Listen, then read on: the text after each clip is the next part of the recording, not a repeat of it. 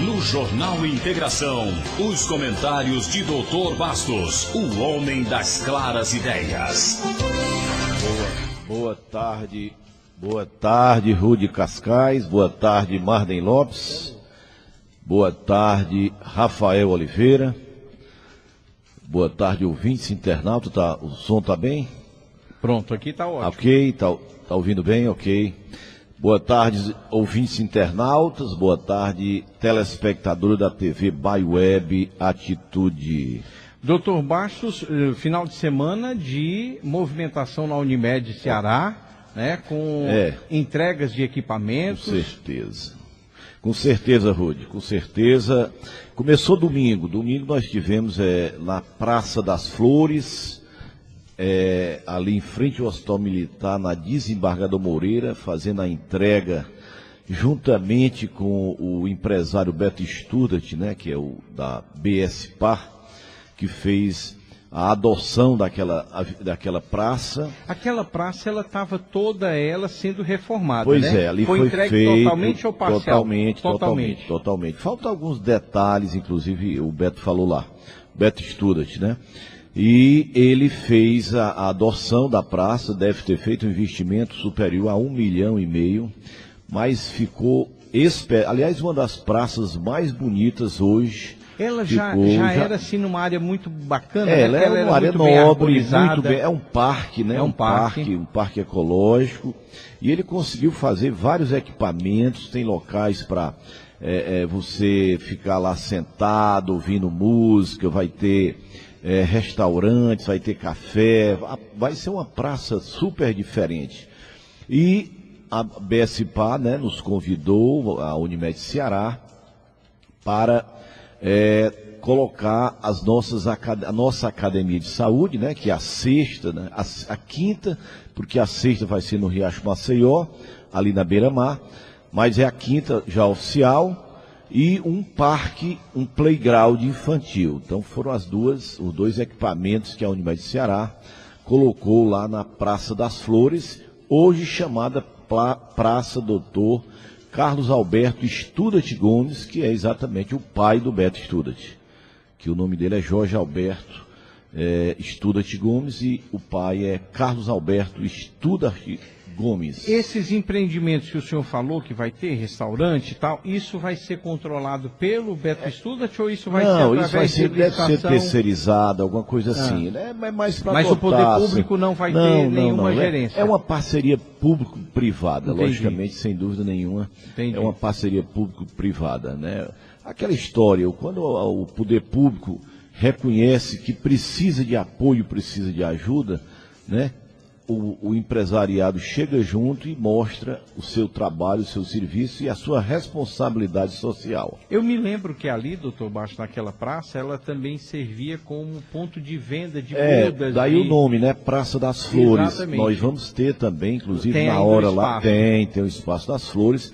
Agora de uma maneira assim, bem organizada, né? Bem urbanizada, porque era assim, muito... né, uma mistura, tinha muitos animais gatos, ratos, era uma coisa assim estupenda. E principalmente a insegurança, né? Isso. Agora está bem segura. Bem iluminada. Uma senhora lá fez um depoimento, fazia 15 anos que não andava nesta praça, porque tinha medo, tinha receio, e não era uma praça segura, e etc. E ela voltou a andar desde Tem guaridas domingo. Lá, da Guarda Municipal. Com certeza. Então, essa foi domingo, uma festa bonita, com a presença do governador Camilo Santana, com a presença do prefeito Roberto Cláudio, do presidente da Unimed Ceará, Dr. Darival, e nós, como diretor de promoção de saúde da Unimed Ceará.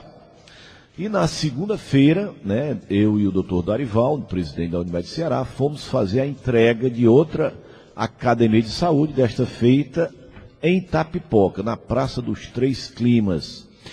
Foi outra festa belíssima, foi segunda-feira, né? Antes de ontem, por volta de 18h30, uma bela apresentação lá do Projeto Unisol, com aulas de zumba, com ginástica na praça, e foi assim um momento, uma festa, um momento histórico, com a presença do prefeito, Dr. Dagmauro Moreira, que está fazendo uma verdadeira revolução.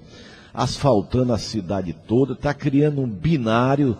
Binário não é coisa só de Fortaleza, não. Itapipoca agora está mostrando também que vai fazer o seu com direito a ciclovias. Me disse o doutor Dagmauro no seu discurso que a vontade dele é fazer 10 quilômetros de ciclovia dentro de Itapipoca, né? O que vai facilitar a mobilidade através desse equipamento importante para ginástica, para atividade física, que é a bicicleta. Só para que a gente possa, de alguma forma, visualizar aos nossos ouvintes aonde é a Praça dos Três Climas, é aquela Desembargador Moreira, em frente ao Hospital Militar. Ah, certo. Próximo ali a Santos Dumont, logo fica 2 quarteirões. Certo. Uma das razões maior, porque logo ali próximo o Beto Estúdio vai fazer o BS Design, vai ser um dos melhores equipamentos, né, para o empresariado, com salas, com apartamentos. Vai ser uma estrutura belíssima. São duas torres com uma torre em cima, formando tipo uma letra grega, que é o Pi, né? Pronto. São 2 torres, né, verticais com uma horizontal em cima. Não, eu queria só essa mostrar... fica próxima ali, do lado da igrejinha, né, do Colégio Militar. Isso, não, eu queria... Colégio Militar não, do Hospital Militar. Não, eu estava me referindo à dos Três Climas, lá em Itapipoca. Lá do a Praça de Itapipoca, é aquela que tem os quiosques de alimentação. Que tem um vaqueiro, que tem uma jangada. Pronto, perfeito. Exatamente, representando, e uma gruta, representando Serra, Sertão e Praia. Importante até, doutor Bastos, o senhor que sempre está em Itapipoca, que acompanha de perto a administração do doutor Dagmauro. Doutor Dagmauro tem tido, e a gente pode até trazer um pouco do que está acontecendo lá para cá, né? A gente sabe que as cidades estão crescendo, estão se desenvolvendo, e existem certas coisas que são colocadas na cidade num determinado tempo, que mais à frente isso traz de alguma forma algum problema. Claro. Aqui a gente pode citar o exemplo do nosso arco. A avenida cresceu, o nosso arco ainda é pequeno e de alguma forma estrangula ali o trânsito das pessoas. Mas, ao contrário de alguns prefeitos que por conta de uma visão, vamos dizer assim, antiquada, não querendo se indispor com ninguém, o doutor Dagmauro tem feito uma revolução na cidade, como bem o senhor falou, mesmo tendo recebido algumas críticas, mas mostrando que o desenvolvimento implica nisso. Engraçado que depois todo mundo elogia. Pronto. Todo mundo. E lá nós tivemos aquela retirada das árvores, que estavam comprometidas, segundo um laudo, inclusive, da SEMASSE, né? Nós tivemos ali um obelisco que foi construído quando o município completou 50 anos, e a imagem de uma santa que também foi retirada. Colocada em outro local. Não foi simplesmente tirada dali, foi transferida. Né? Você não vai perder. O senhor até me falava que nessa parte da avenida, que ficou uma avenida de 18 metros. Ficou uma estrutura belíssima, deu amplitude à cidade, deu assim um espaço fantástico, viu? Eu achei extraordinário, parabenizei-o pela mudança. E vai fazer ciclovias para que as pessoas possam, né, tirando esses, né, empecilhos do meio da rua, que há 10, 15, 20 anos era normal, porque nós tínhamos um terço dos carros, as pessoas passavam, poucas pessoas passavam por lá. Hoje não, quantas mil motos nós temos, quantos mil carros a mais. Então as coisas precisam mudar e nós precisamos, né, nos adaptar aos novos tempos. É isso que ele está fazendo, por isso está tendo essa receptividade da sociedade, que está entendendo a necessidade da transformação que ele está desenvolvendo. Muito bem, e que bom seria se outros prefeitos também seguissem esse mesmo pensamento de que a cidade cresce, a cidade precisa se desenvolver, né? Isso. Como o senhor bem disse, a quantidade de carros aumenta Duplica, a cada dia, triplica. e a gente vê que certas coisas que são feitas, eu acho que temos que preservar a história, sem sombra de dúvida, mas não é tirando de um local, transferindo para o outro, que a gente vai terminar Perder a história. Perder a história, né? É verdade. Muito bem, doutor Bastos, essas ações da Unimed, principalmente essa em Itapipoca, ela já foi uma ação da Unimed de Nordeste Ceará. Em parceria com a Unimed Ceará. E outras virão aqui para a nossa região? Com certeza. No interior nós já fizemos 5, aliás, essa é a quinta inauguração da quinta Academia de Saúde, começamos por Iguatu, Sobral, Crateús, Itapipoca e a próxima será Quixadá, né?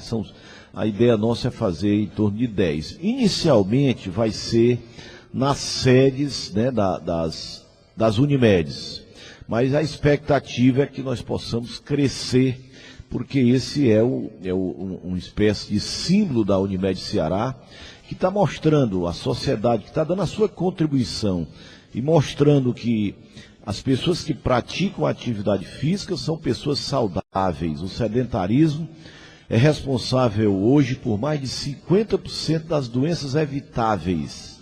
Então, precisamos sair de casa, 30 minutinhos por dia de exercício. Está aí a academia ao ar livre, no caso lá de Itapipoca, para facilitar a vida de quem não pode pagar, de quem não tem condições, às vezes, de pagar uma academia. Tem lá a sua, público, né, aberta, ao ar livre, a hora que ele chega lá, ficando lá numa fila, porque é interessante, eu passei, depois nós fomos jantar lá em um dos restaurantes de Itapipoca, quando eu voltei para o hotel era por volta de 11 horas da noite, 23 horas, e por incrível que pareça, a academia estava completamente lotada às 23 horas, para você ver a carência e ver a importância de um equipamento desse para uma sociedade. E o custo não é tão, né, substancial, um custo relativamente barato.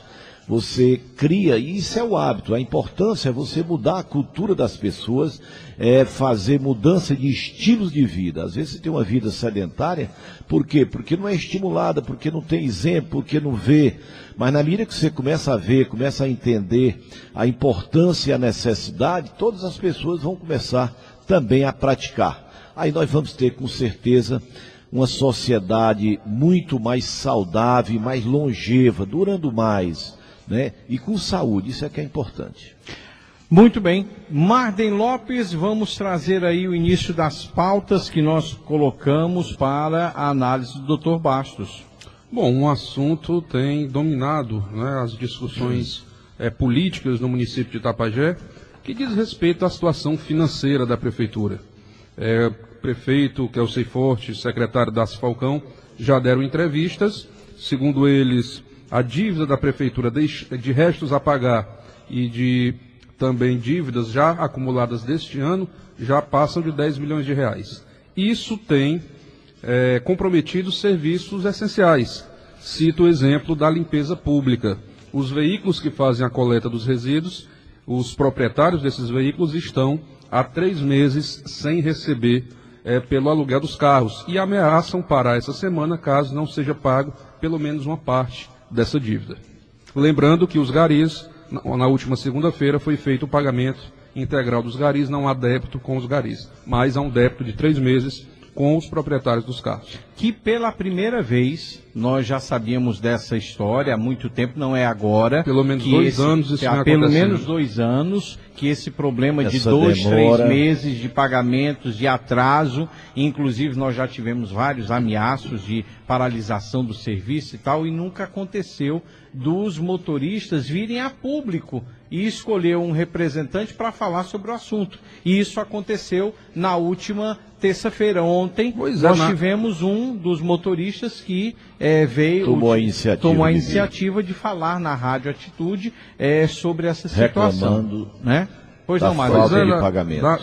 Das vezes anteriores era sempre a Rádio Atitude, os blogs da cidade que faziam essa pressão, né? Mas agora... obviamente que com a informação passada pelos motoristas. Mas agora eles resolveram, eles próprios, eleger um representante e falar para a imprensa sobre essa questão. Doutor Bastos, essa é uma situação que nos preocupa muito, preocupa a população, porque trata-se de um serviço de extrema necessidade. Essencial, prioritário, sem dúvida nenhuma. Eu, desde o início, eu concordei que acho que o prefeito fez correto quando ele parou. Vamos analisar. Se você se volver agora para o país, lá para Brasília, você está vendo a mesma coisa. O que é que o nosso ministro da Fazenda diz? Devagar que eu tenho pressa. Essa frase eu acho que é de Pedro II, é dessa época. Ele sempre dizia isso: devagar que eu tenho pressa. Mas como é que pode? Você vai devagar, como é que você está apressado e está indo devagar? Porque às vezes a pressa chega ao longe, né? Devagar se chega ao longe, às vezes a pressa, se for de transporte, pode até nem chegar. E se for de outras ações, a pessoa pode ter que ir e voltar várias vezes. Isso não é bom. Esse erro, né, às vezes na execução de uma obra, de alguma coisa, é bom você só ir com segurança. Então eu concordei com o Kelsen que ele precisava fazer um levantamento. Eu acho que está correto, ver como é que foi feito, se está correto, se as pessoas... Porque também o zelo pelo dinheiro público, isso aí é fundamental, você não pode fazer. Mas chega um momento que já começa a precisar de respostas, principalmente para essas, né, necessidades, para essas ações, para esses serviços essenciais, como limpeza pública, como educação, como saúde, remédio, medicamentos, transporte para doentes. Então, essas coisas precisam, antes de tudo, você dar como prioridade 0. Então, eu acho que já chegou o momento de fazer. Está certo que, agora, as pessoas que estavam, né, com um débito muito antigo, precisa ter um pouco de paciência, né, porque você não vai ter condições de pagar débitos antigos e paralisar o município. Eu concordo plenamente. Mas os serviços essenciais você não pode deixar de dar uma visibilidade, um olhar todo especial e ser prioridade 0. Pois não, Márcio? Agora é uma questão até muito complicada. Vejamos aqui vou dar um exemplo: combustível. Quando o prefeito interino assumiu, havia uma dívida de R$180 mil de combustível. O posto que fornece, evidentemente, ganhou uma licitação para fornecer o combustível. Mas a partir do momento que acumula uma dívida de 180 mil e não há uma sinalização de pagamento de pelo menos uma parte dessa dívida, o posto deixa de fornecer. Até porque ele vai ter dificuldade de pagar seus fornecedores. Exatamente. Quem vende tem que receber. Claro. Só que o município o gestor interino fica de mãos amarradas, porque ele não pode dispensar a licitação e dispensar o vencedor e comprar do segundo colocado. Porque nesse caso, quem está descumprindo os termos do acordo é a prefeitura. Crime de responsabilidade. Quer dizer, ele não pode chamar o segundo colocado da licitação, porque quem está descumprindo é a prefeitura, e não pode comprar sem a licitação. Então o que é que faz? Negociar. Pois é. É sentar para negociar. Então acho que a palavra é essa. Eu não tenho 180 mil, mas vou te dar aqui uma parte para que tu possa ir alimentando, né, os carros da prefeitura, como ambulância, como os serviços essenciais. É como nós conversávamos aqui com o secretário da Falcão, com o prefeito Kelsen Forte, há fornecedores que estão para receber o que tem o devido 6 meses. E agora querem receber tudo de uma vez só. Pois é, aí não faz sentido. Pois é, né? Então tem que haver bom senso também. Haver negociação. Não é o momento de acirramento de ânimo. O momento é de sentar e negociar. Nós estamos atravessando um momento crítico, né? E esse momento crítico, por vários motivos, né? Um problema jurídico, né? Que foi o afastamento do prefeito Ciro Braga e a substituição pelo Kelsen, né? Que é o vice-prefeito, constitucionalmente é o sucessor normal, e ele não tem as condições para, né, saldar todos os compromissos, mas dá para negociar. Eu acho que cada um que sentar na mesa. Agora, vamos ser transparentes, vamos ser honestos. Eu não vou te pagar todo, mas eu vou começar a te pagar, e tudo que eu for daqui para frente, eu vou te fazer, eu vou te honrar, etc e tal, porque eu acho que é uma questão de bom senso, mas ao mesmo tempo de negociação. Eu acho que essa história de não vai suspender, até porque o próprio juiz ele pode também entrar com ação.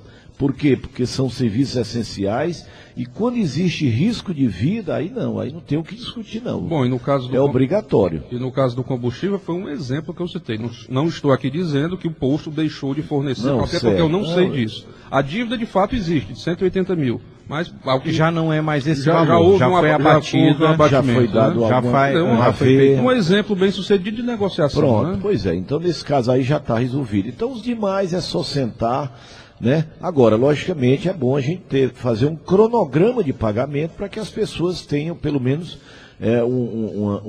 possam também fazer com os seus fornecedores um cronograma de reembolso deles. Eu acho que um outro cuidado que a gestão desse novo governo, desse governo interino, acho que também tem que ter, é de também não prometer pagar, eu vou pagar amanhã ou depois, o fornecedor chega e não pagar.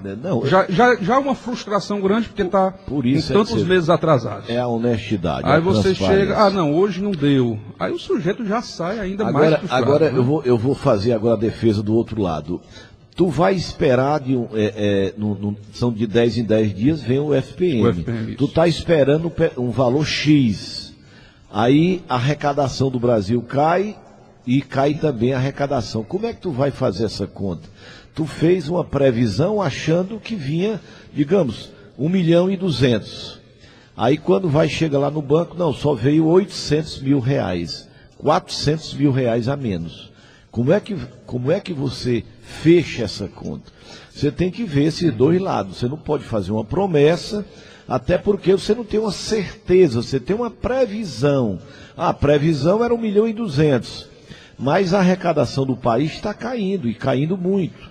A expectativa aí, a média é de 8% a 9% a diminuição da arrecadação do governo federal. E como esse repasse depende dessa arrecadação, com certeza essa arrecadação vai diminuir. O que é que eu sugiro? É que o prefeito já faça uma dedução já decorrente dessa previsão, já uma previsão pessimista para baixo, né, da arrecadação, que a arrecadação caiu. Até porque você não tem nenhum tipo de surpresa. A surpresa, se houver, é positiva. É positiva. Aí, rapaz, veio 1,5 milhão, eu vou até aumentar para todo mundo. Então seria interessante, para que não haja essa frustração. E tudo isso aí é a história do fluxo de caixa da prefeitura, com um bom gestor acompanhando isso. Dá para fazer esse acompanhamento e evitar essas frustrações lamentáveis que, infelizmente, acontecem na maioria das vezes. Bom, pois não, Martin. Deixa eu só fazer aqui um apelo aqui aos nossos ouvintes, antes da gente continuar aqui com o Dr. Bastos. Tem uma pessoa que entrou em contato com a nossa produção. Ela está precisando de uma tipóia para o descanso no braço. O pai dela quebrou a clavícula e está precisando apoiar o braço, fazer aquele descanso, né? Não pode ficar movimentando. E se ela pede para, se alguém puder emprestar essa tipóia, é só por algum período, não é para fazer a doação. Se alguém tiver, entre em contato com a gente, que a gente fala com a Aldenora. Ela é quem está pedindo essa tipóia. Então, por favor, nos ajude aí. Se você tem, de repente você precisou, num dado momento, né? Algum familiar precisou ter aquele apoio para descanso. Se você tiver, nos passa aqui a informação que a gente fala com a Aldenora. E eu quero dizer que no nosso site, né, já está confirmado, né? Está confirmado, né, Rafael? A fuga que teve em Trairi, pronto. Como é o nome dele? Leandro Marcos Antônio Oliveira da Silva, mais conhecido como Leandro, não é isso? Leandro Cara de Cavalo, né? Fugiu pela 9ª vez, a 3ª lá de Trairi, né? Foram 6 aqui e 3 lá. Então, tá aí a impressão que ele está querendo entrar para o livro dos recordes. Né? Então, tá aí, mais uma fuga, mas com certeza a polícia já prende de novo, né? Vai prender pela 10ª vez, né?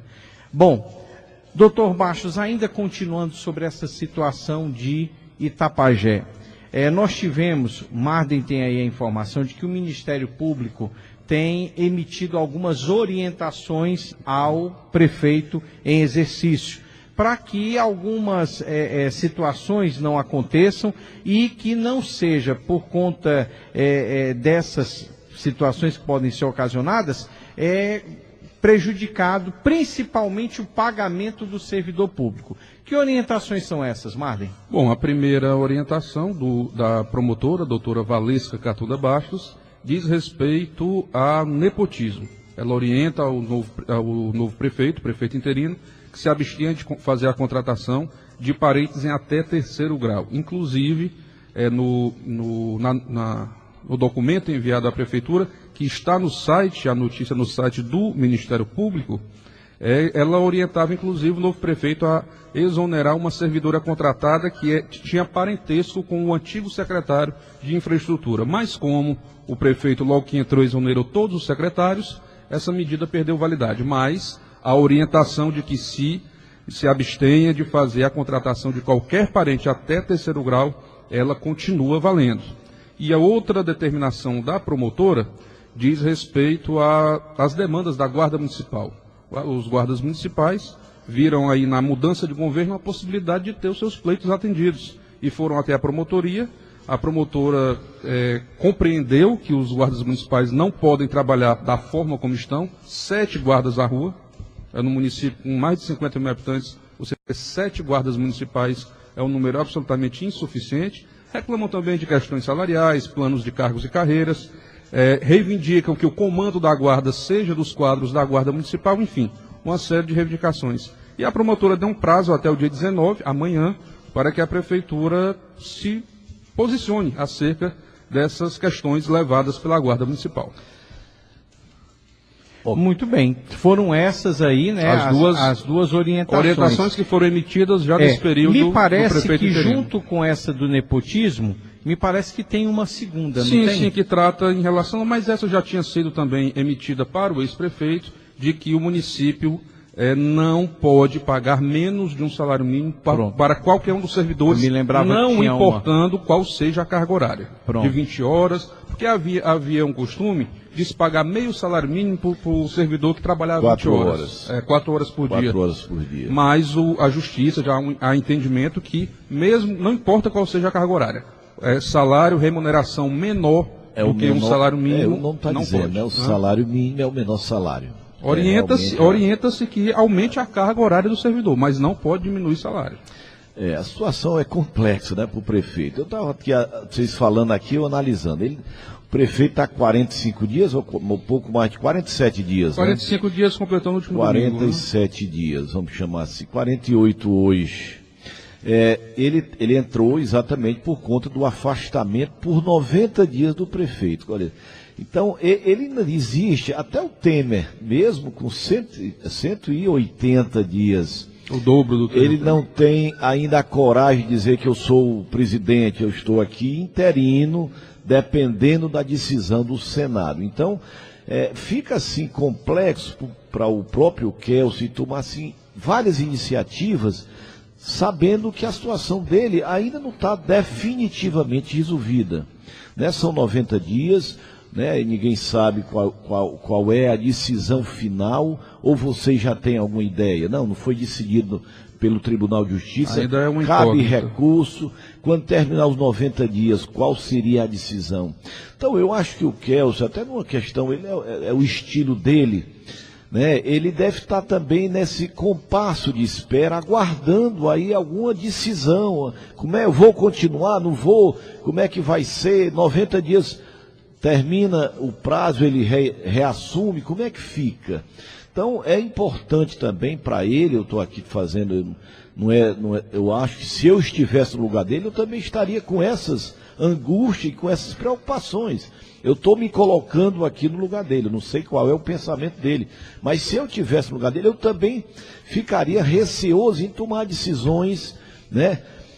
Que amanhã, por exemplo, poxa, voltou tudo, quer dizer, criaria constrangimento para todo mundo. Para que você tenha uma ideia, ele ainda não autorizou nenhuma nova despesa. Não foi feita nova licitação, nenhum tipo de nova despesa. Né? Mas tem. Eu não vou dizer que isso aí também, porque tem coisas que você não pode esperar. Não, mas só. Se tudo eu digo tá novas despesas, mas novas, aquelas fixas, mês a mês, continuam. Continua. Né? Pois é, eu acho que ele está até sensato nisso aí. Nesse caso das licitações, talvez o que ele queira é se certificar desse período de 90 dias. Pois é. Se ele vai continuar ou não. É o prazo ou não. limite para ele tirar as conclusões dele. Eu, se eu estivesse no lugar dele, eu também pensaria assim. Não tem dinheiro nem para pagar. As que já tem, imagina como fazer é que fazer outros. Sim, não teria sentido.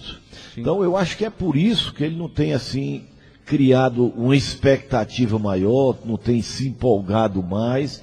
Eu acho até que é um dos motivos, né? Na hora que ele tiver, assim, a certeza, a convicção, não, agora você vai concluir o mandato. É uma coisa. Outra coisa é você entrar aqui por 90 dias por uma decisão da desembargadora, né, do Tribunal de Justiça. Então eu estou cumprindo aqui uma ordem do Tribunal de Justiça. E aí, com 90 dias, qual é o passo seguinte? Então eu acredito que muitas coisas, logicamente que isso aí não impede que a administração continue, principalmente, né, nos serviços essenciais. Isso aí é imperdoável. Lógico que ele vai ter que ter o cuidado, ter o zelo de não deixar, né, o zelo com o dinheiro público, eu concordo plenamente, fez uma auditoria, já deve estar com alguns resultados, já deve estar mais ou menos embasados. É o que a gente espera de qualquer administrador, claro, perfeito, né, doutor Baixo? Está correto. É isso, é o zelo pela coisa pública. É o zelo pela coisa pública, está correto. Sem deixar parar, sem deixar a máquina parar. Lógico, ele não está deixando, e essas coisinhas aqui é bom a gente estar sempre estimulando para que não haja solução de continuidade em nenhum serviço essencial, como educação, saúde, segurança pública. Eu acho que isso aí é fundamental. Tem algum guarda municipal para ser contratado, para ser chamado, que foi passado no último concurso não foram ofertadas vagas. Então, como é que vai aumentar de 7 se não tem nenhum concursado para chamar, e você não pode chamar, não pode contratar? E é uma área que precisa de todo um treinamento. Perfeitamente. Você não pode contratar temporariamente. De maneira nenhuma. Bom, né? É uma coisa complicada para ele atender. Logicamente que ele vai atender as reivindicações dos guardas. Pois não, Rudy? É só colocar aqui um assunto que eu acho que é pertinente, o seguinte, esclarecer para a população o seguinte: algumas pessoas têm pedido para a gente falar um pouco sobre do porquê a atitude, ela não está fazendo nenhuma crítica, vamos dizer assim, mais contundente à administração do prefeito em exercício, que é o Seiforte. Nós entendemos de que esse governo, vamos dizer assim, vamos falar em governo temporário do prefeito, que é o Seiforte, de 90 dias, é um período que ele tem para até tomar conhecimento de como estava a coisa pública. Uma coisa é você vencer uma eleição no mês de outubro e ter um período de transição para você poder se programar, você montar a sua equipe, você conhecer... E mesmo assim nós damos uma trégua. Com certeza, claro. Todos eles, aliás, de mais de um ano. Exatamente. A gente fica acompanhando, até porque a pessoa vai conhecer. Nós não estamos falando de problemas pequenos, claro, são problemas... Aí, se você disser, não, mas ele já foi prefeito.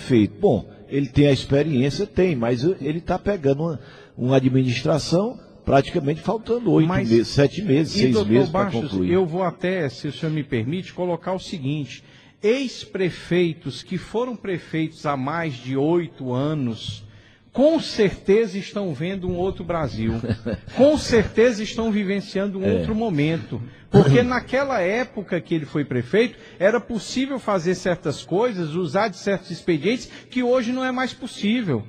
Agora, logicamente que os problemas são mais ou menos os mesmos. Mais ou menos os mesmos. Talvez tenham aumentado um pouquinho. Piorado por conta do aumento da população, claro. Aumento de tudo que aconteceu. Aumento da insegurança. E o que eu tenho observado de um grupo pequeno de pessoas querendo atribuir a um novo governo falhas que já vêm de muito tempo. Perfeito. Posso dar aqui o exemplo da Capes. Eu não posso chegar aqui e fazer uma crítica severa ao prefeito, que é o Seiforte, por conta de uma dívida de 4 milhões com a Capes. Claro. O que eu posso, evidentemente, a partir do momento em que ele entrou, essa dívida era de 4 milhões, se hoje ela for um exemplo, é só uma suposição, que eu não tenho esses números, mas se hoje, 50 dias depois, ela estiver de 4 milhões e meio, a crítica é válida, porque essa dívida aumentou em 500 mil. Correto. E o prefeito deveria ter pago esses 500 mil. Perfeito. Agora, eu não posso atribuir uma responsabilidade a quem não tem. Ele tem a responsabilidade como gestor de negociar, de pagar. Agora, eu não posso dizer que foi ele que criou essa dívida. Com certeza. A gente tem que também ser justo em certas coisas. Eu acho até que tem que ser justo em todas as coisas. Todas as coisas, é verdade. Mas em todas, né? Você tinha sobrado da gestão dele. Exatamente. Então, o que eu quero colocar aqui para a população é o seguinte. São problemas, é a mesma coisa que você chega numa determinada empresa ou até mesmo problemas que você tem em casa e chega alguma pessoa, algum parente de fora e chega para lhe ajudar e você já quer que esses problemas sejam resolvidos de imediato, não é assim. Então, e multiplique isso, dê o tamanho da nossa cidade.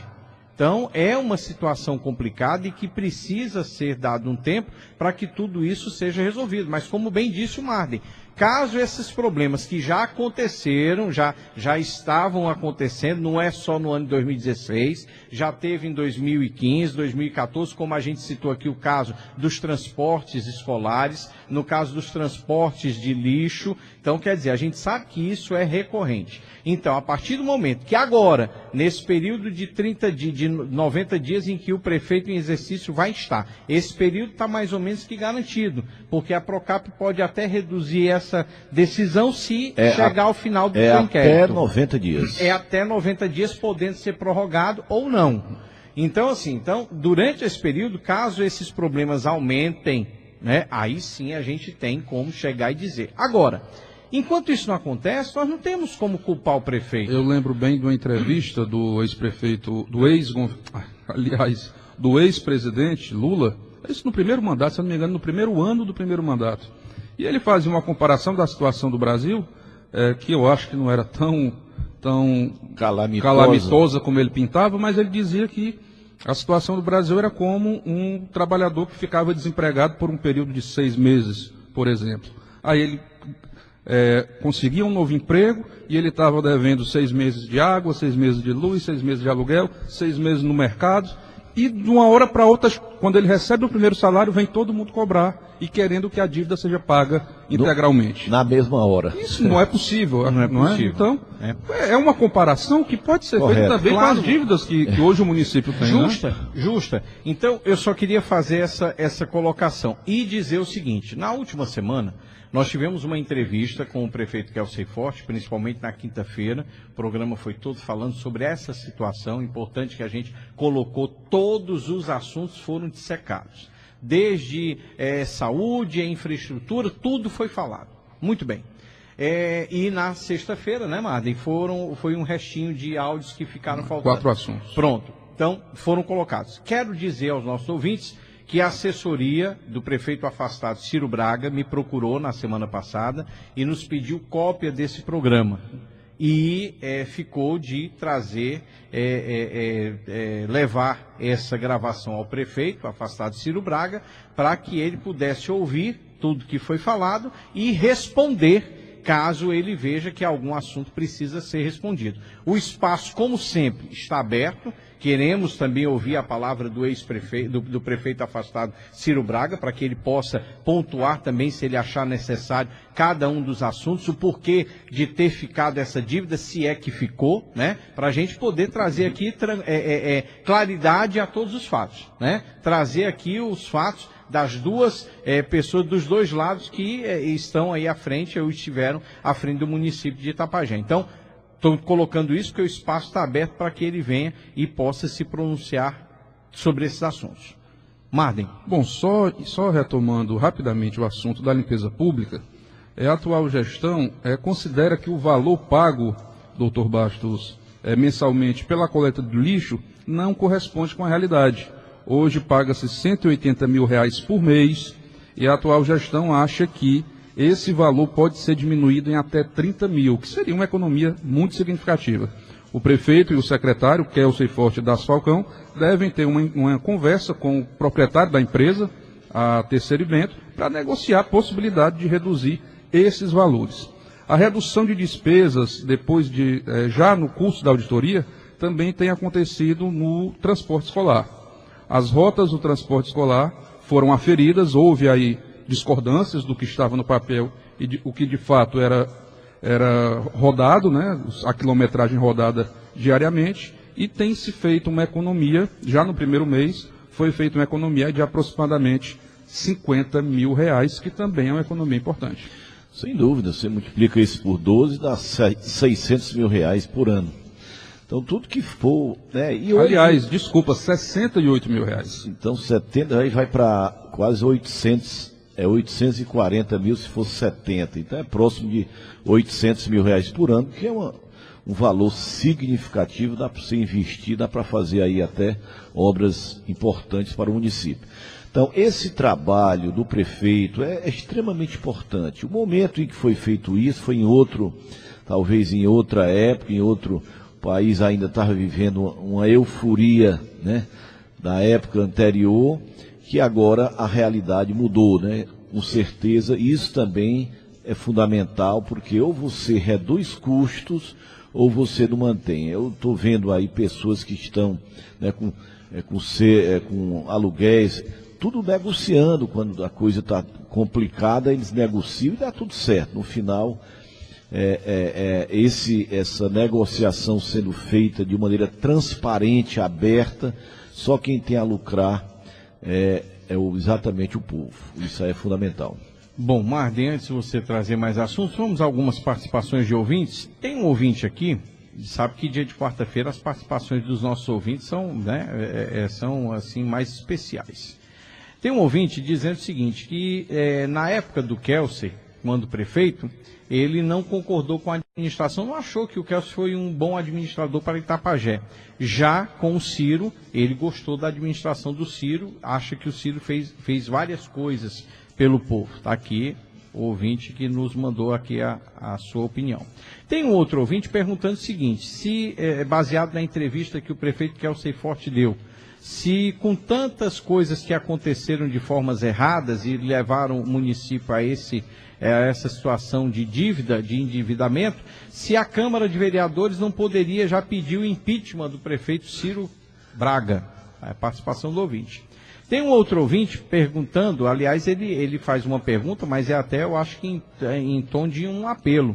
Ele faz uma pergunta se vai ter fiscalização do Conselho Tutelar nessas baladas que estão acontecendo em Itapajé. Essa é uma reclamação recorrente. Né? Pois segundo ele, esse ouvinte, estão vendendo drogas para os adolescentes nessas baladas. Então, não é nem uma pergunta, é de fato um pedido, uma solicitação que o Conselho Tutelar fique alerta e faça esse trabalho de fiscalização nas baladas, em bares. Inclusive, em Fortaleza, uma força-tarefa do Ministério Público foi criada para coibir esse tipo de coisa, né? Um detalhe, você lembra, Marden, que a questão de alguns dias a gente fez aqui um apelo para uma senhora, uma avó, que o filho tinha saído de casa, já pela terceira vez era corriqueiro o filho sair de casa, passar 2, 3 dias fora, ele era meio problemático, enfim.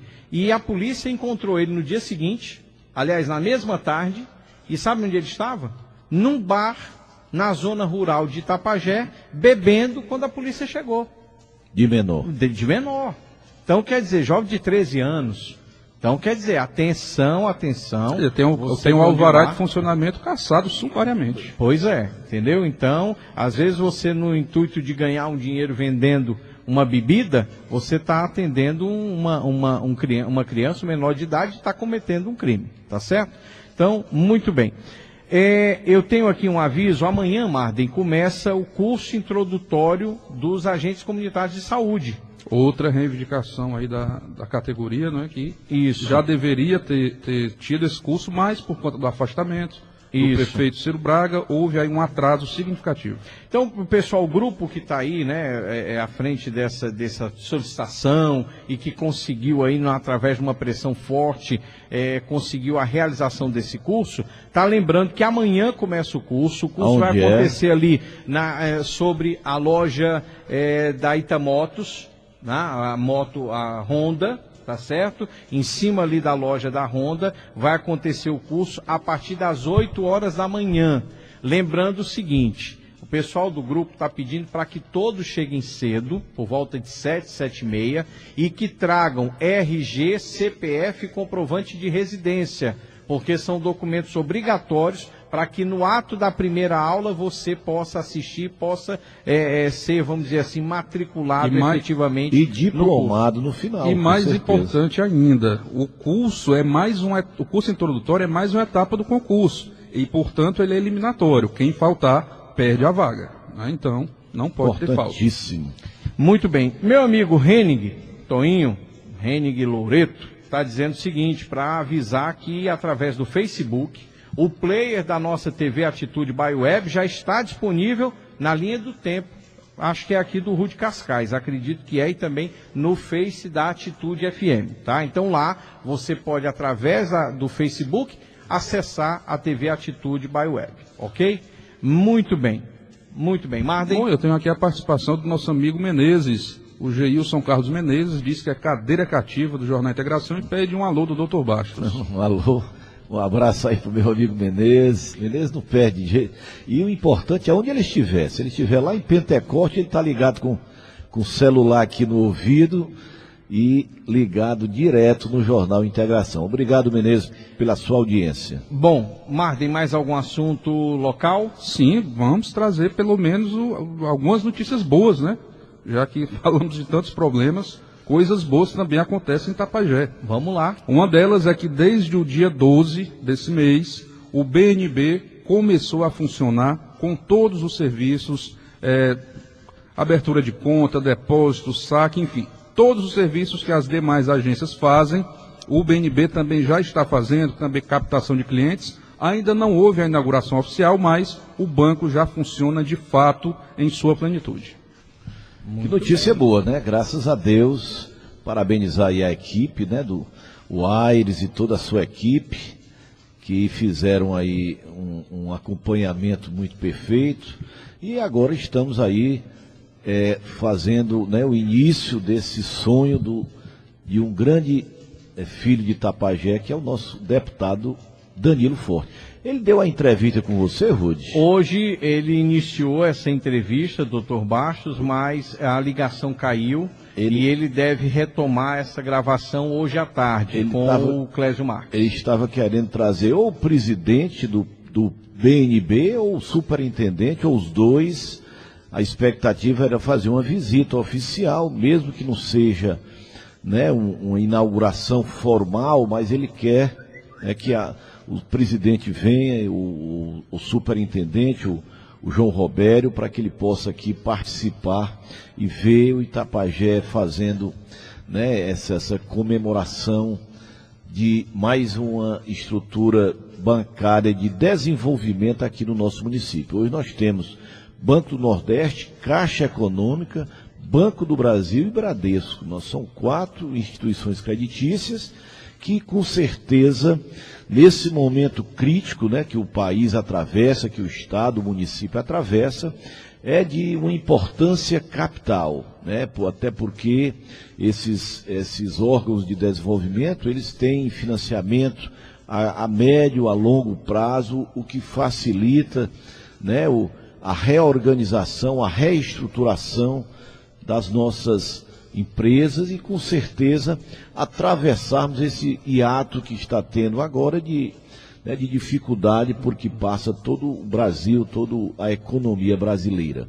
Então, com a chegada do Banco do Nordeste e com o início, nesse momento extremamente importante para Itapajé, eu acho que não poderia ter uma notícia melhor.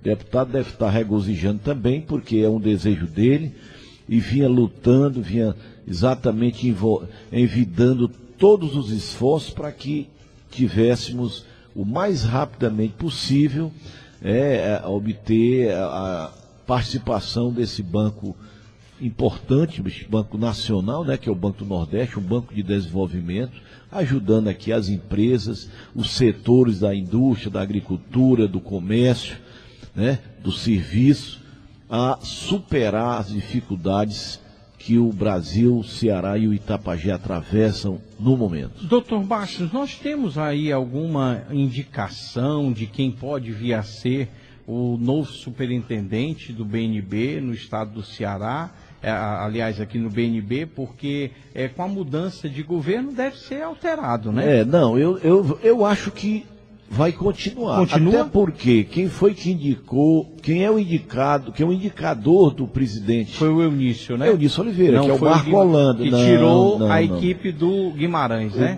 O Marco Holanda, que é o atual presidente do Banco do Nordeste, foi indicado pelo Eunício Oliveira, que é hoje uma das pessoas que tem credibilidade, tem apoio do governo federal, do atual, né? Que é o interino Michel Temer.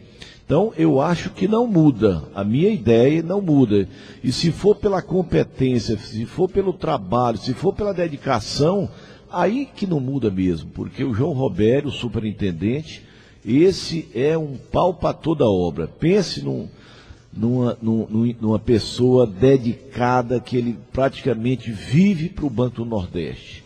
E eu acredito que mexer numa pessoa dessa aí, para botar um inexperiente, uma pessoa, acho que faria muito mal ao Banco do Nordeste. Eu estou fazendo aqui pelo conhecimento e pelo que eu acompanho o trabalho de João Robério à frente da superintendência do Banco do Nordeste. E que pessoa simples. Eu encontro com ele todo domingo, assistindo a missa lá na igreja São Vicente. A mulher dele é ministra da Eucaristia, está lá todo dia ele com a esposa. É uma pessoa humilde, uma pessoa simples, sem... Rapaz, quem conhece João Robério sabe quem é a pessoa extraordinária, uma figura ímpar, um homem realmente de uma humildade, de uma simplicidade, um homem franciscano, vou chamar assim, porque esse é o estilo João Robério, trabalhador, dedicado, simples e, sem nenhuma dúvida, limpo de todas as possibilidades de ter alguma coisa fora da ética e fora da moral. Pense numa pessoa ética e moral, chama-se João Robério. Certa vez, foi logo quando foi anunciado que a Caixa Econômica se instalaria novamente em Tapajé, eu ouvi da boca de um político aqui, político influente, desdenhando essa conquista, dizendo que banco era muito bom para rico, que para o pobre não significava nada. Muito pelo contrário. O assalariado, o trabalhador, se ele não tem crédito, ele não tem poder de compra, ele não tem poder aquisitivo significativo. Muitas vezes, quando precisa, cai na mão do agiota. E essa bancarização, que é importante também para a economia popular. Claro, sem dúvida nenhuma. É para o rico, é para a classe média, é para o pobre. E sobretudo os bancos públicos, né? É para o desenvolvimento. E se o Aires estivesse aqui, ele ia falar no Crédito Amigo. O Crédito Amigo, sobretudo o Banco do Nordeste. Doutor, mais de 11 milhões de reais circulam na mão do pequeno empreendedor. O empreendedor, né, o pequeno empreendedor, que eles chamam de quê? De empreendedor... É o microempreendedor individual. O microempreendedor individual. 11 milhões, é uma das coisas mais espetaculares.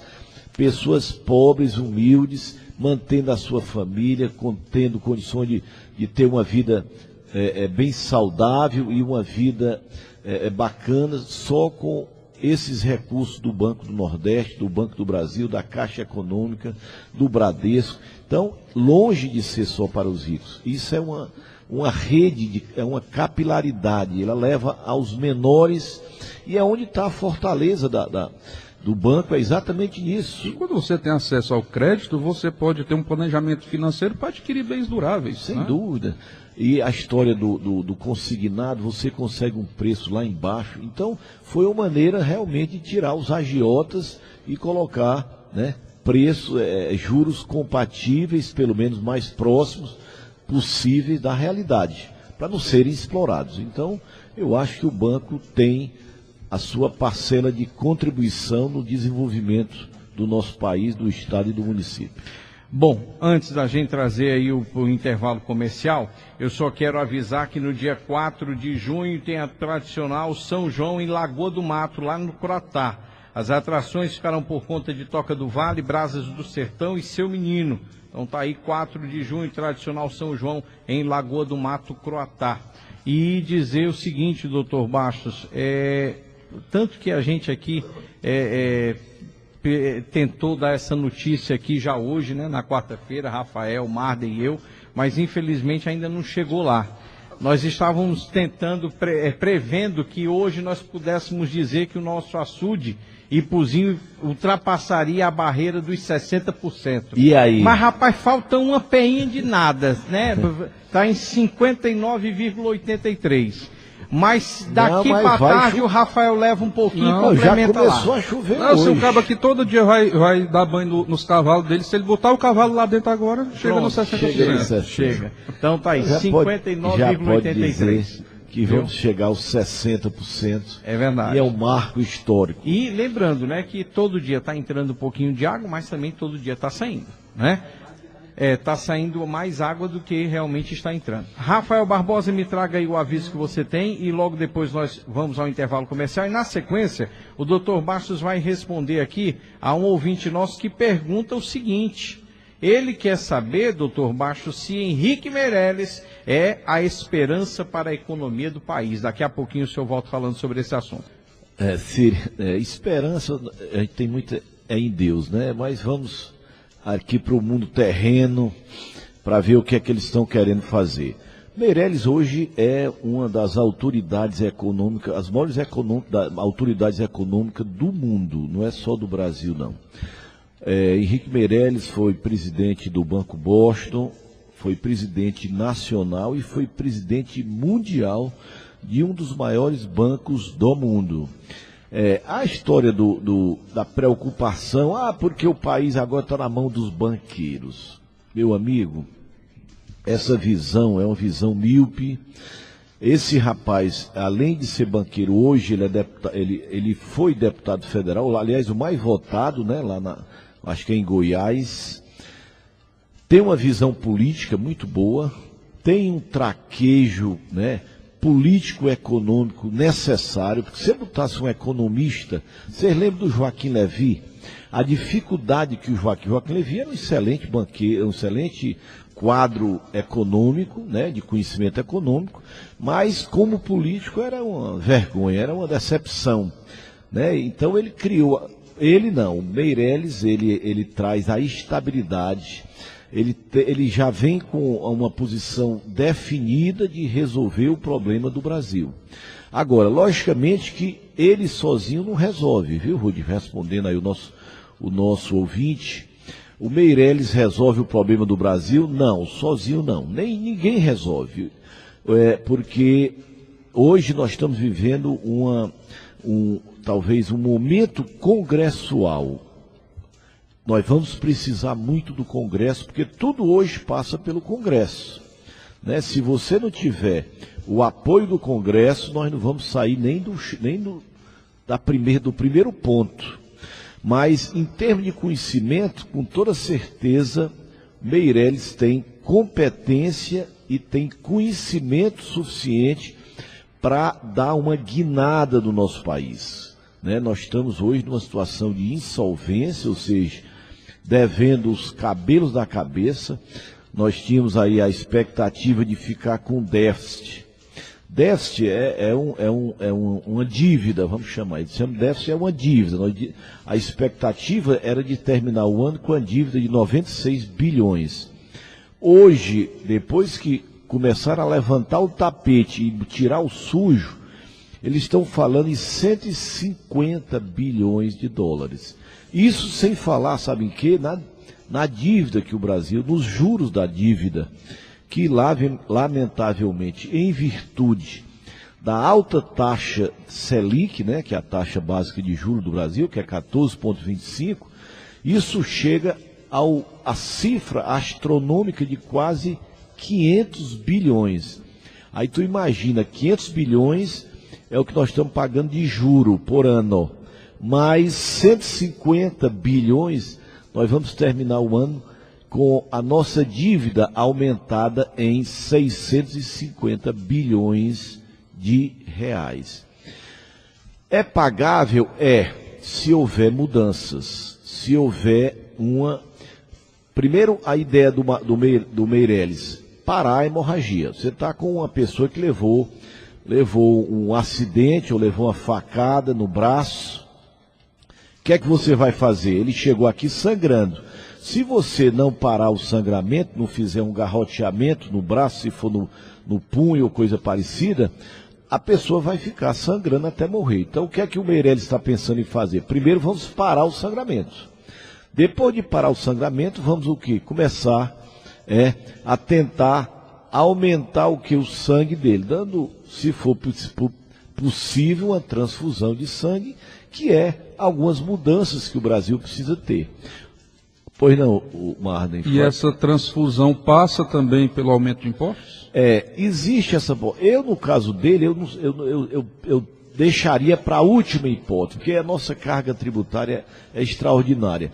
Mas pode chegar um momento que não tenha alternativa. Só que a CPMF, pelo que nós estamos ouvindo do Congresso, dificilmente ela passa.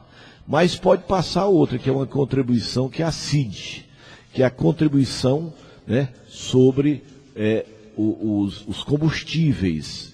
Aí também não é um bom imposto, porque aumentando o óleo, aumentando gasolina, aumentando o álcool, incide toda a cadeia produtiva, consequentemente vai aumentar a inflação, porque aumenta o que? O transporte, aumenta tudo, a passagem de ônibus, aumenta, enfim, as coisas também ficariam numa situação complicada. Então, para o lado que você for, você vai ter problemas, primeiro para aprovação, que eu não acredito que haja hoje ambiente para você aprovar imposto. Eu também concordaria. O jornal Povo de hoje traz uma matéria que não seria a redenção de maneira nenhuma, mas já seria um reforço importante nos caixas do governo federal, seria, alguns ministros defendem já, que é a legalização dos jogos de azar. Jogo do bicho, cassino, bingos. Isso, numa estimativa geral, isso poderia trazer aí um ganho de 20 bilhões ao ano para os cofres da União. Mas o Ministério Público Federal já se posicionou contra, porque isso pode dar margem também a facilitar a lavagem de dinheiro. Com certeza, né? Isso aí é uma faca de dois gumes. É como a história do internamento do dinheiro que está no exterior, de pessoas que têm dinheiro, né, nos bancos, nas offshores fora do país, e se quiser legalizar ou formalizar a entrada, paga um percentual de 30%, etc. e tal, e legaliza. Só que a expectativa do governo era arrecadar 20 bilhões, e o que está arrecadando hoje é em torno de 4. Então, muitas das previsões não estão, né, se concretizando, porque aquela história, né, conversaram com os russos? Ainda não, então nem sempre dá do jeito que você pensa. Agora, tem também a história das vendas, da privatização, das vendas de terrenos. Tem outra coisa importante, é da cobrança, né, dos passivos que as empresas privadas têm com o erário público, né? Segundo o Everardo Maciel, isso é uma cifra que pode chegar a 2 trilhões. Logicamente que tem empresas que já estão falidas, que não tem mais o que fazer. Mas, se você fizer aí um enxugamento, dá para você tirar aí 200, 100, 200 bilhões, né? Ou uma cifra dessa por ano durante 3, 4 anos. O importante é que esse comando econômico, que aliás foi reforçado, o Banco Central realmente é aquele que nós tínhamos falado aqui, o Ilan Godfrey, é o novo presidente do Banco Central, que aliás vai para o Congresso aprovar, depois que o Senado aprovar, ele será presidente do Banco Central. Até então ele é apenas um indicado, e os demais que vão fazer parte, né, do núcleo econômico são pessoas de conhecimento extraordinário. Inclusive tem 2 cearenses, é o Carlos Hamilton, que é aqui de Sobral, e o Mansueto Almeida, que é o cara que mais conhece. Hamilton, né? É de Santa Quitéria, não? É do Lisieux. É Lisieux. É do Lisieux de Santa Quitéria, né? Mas ele formou-se aqui, morou em Sobral. Aqui próximo a Sobral, logicamente. Isso. Então, pois são 2 cearenses ilustres que estão, né, no núcleo econômico do Brasil hoje. Vou entrar aqui nesse assunto agora com uma pergunta.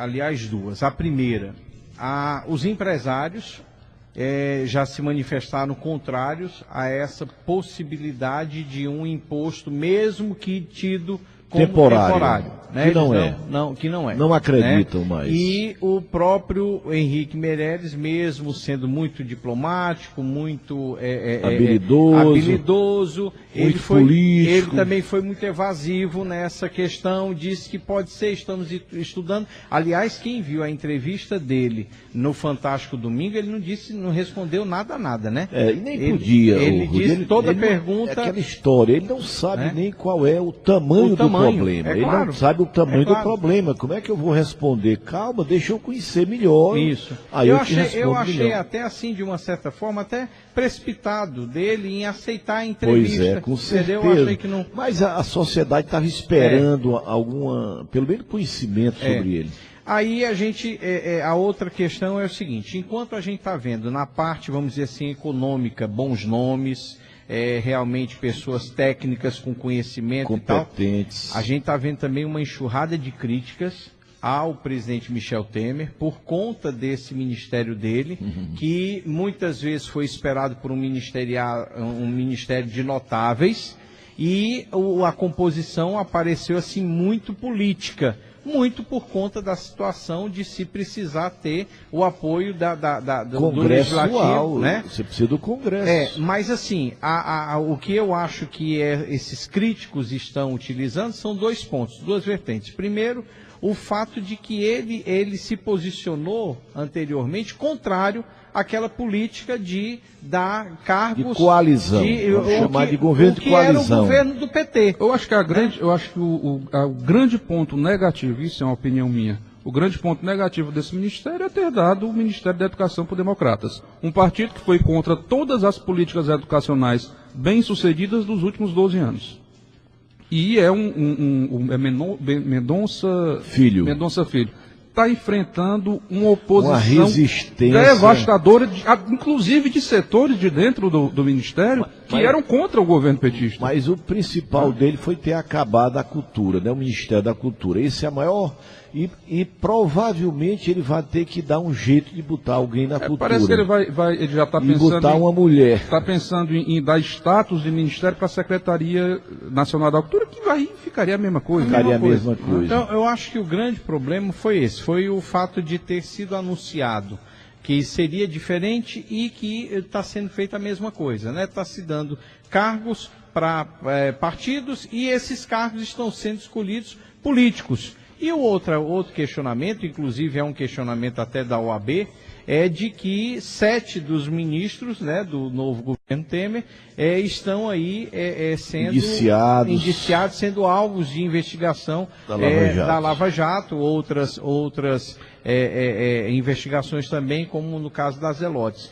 Então, assim, a pergunta que eu quero fazer é o seguinte: houve toda uma manifestação para que o presidente Lula não assumisse o Ministério da Casa Civil. Isso, inclusive, teve a ação do STF, do STF, barrando a posse do ex-presidente Lula. Verdade. E agora? E esses outros que também estão agora obtendo foro privilegiado que não tinham e são alvos de investigação? Não está havendo dois pesos e duas medidas? Concordo plenamente. Eu acho que ele, na minha interpretação, também não foi muito feliz. Agora, se coloca no lugar dele. Quando você tiver qualquer coisa para falar de alguém, faça a seguinte colocação: vá para o lugar dele e interprete. Coloque-se no lugar do Temer. Você está interinamente, por 180 dias, né, sendo julgado um processo de impeachment no Senado. Então, a decisão da permanência dele está na mão de quem? Dos políticos que estão no Senado. Para ele fazer qualquer coisa, ele precisa de quem? Da Câmara. Você não faz nenhuma lei, você não modifica nenhum artigo nas nossas leis sem a anuência, sem a aprovação da Câmara. Então, você ficaria nesses dois pensamentos. Eu vou fazer um ministério de notáveis. Eu vi uma comparação espetacular. Quando 1961, era João Goulart, né, renúncia de Jânio Quadro, João Goulart, né, não assumiu, não assume, foi feito o quê? O parlamentarismo no Brasil. Quem foi que assumiu o primeiro-ministro, vocês lembram? Tancredo de Almeida Neves. No seu tempo, meu chefe? Não, eu conheço um pouquinho da história. Estou brincando. Estou brincando. E você sabe quem eram os ministros dele?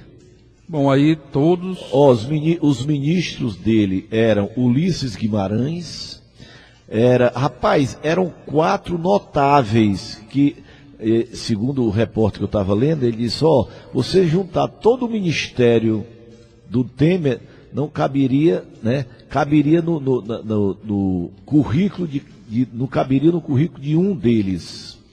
Mas não conseguiu governar. Então, uma coisa é você fazer o ministério do seu sonho e não governar. E daqui a 2 meses, volta o governo anterior e você sai com seus notáveis para casa. Ou você ter a paciência de 100 e poucos dias para passar esse Rubicão,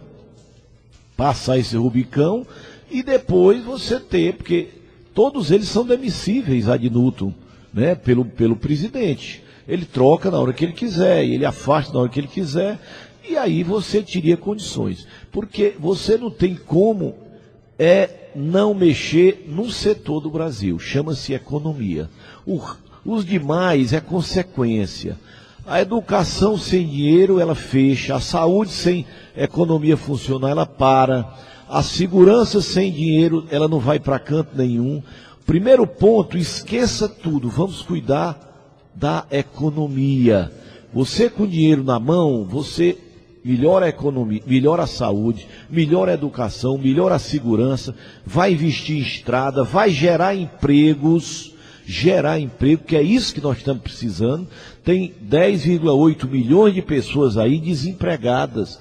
Vai para casa sem ter dinheiro para dar o leite da sua criança, para pagar o aluguel da sua casa. Então, a primeira preocupação, a preocupação master do governo, chama-se resolver o problema econômico.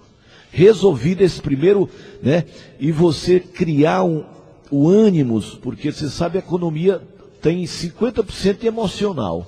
Na hora que o empresariado, porque quem gera emprego é exatamente o empresariado. O governo pode gerar ali alguma coisa, mas quem vai dar permanência é o empresariado, né? Nós temos hoje quantos milhões de carteira assinada no Brasil? Quem faz isso? São os empresários. Por isso essa história de você ficar com raiva de empresário, não pode, porque é para rico. Bom, um determinado empresário vai no Banco do Nordeste, arruma recursos para fazer uma indústria, emprega 100 pessoas. Isso está atendendo o pequeno ou o grande? Ao grande e ao pequeno também. Então, isso é fundamental para que a economia volte a crescer, os empregos voltem a surgir e, logicamente, a educação, a saúde, tudo vem por acréscimo.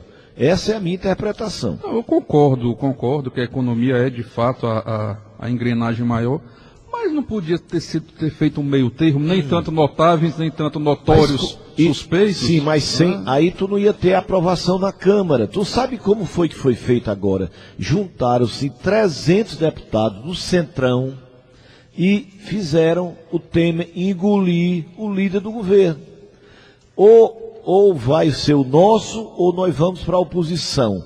Você coloca 300 deputados, foram eles que elegeram, que demitiram a Dilma. Então, doutor, nós não temos escapatória, não.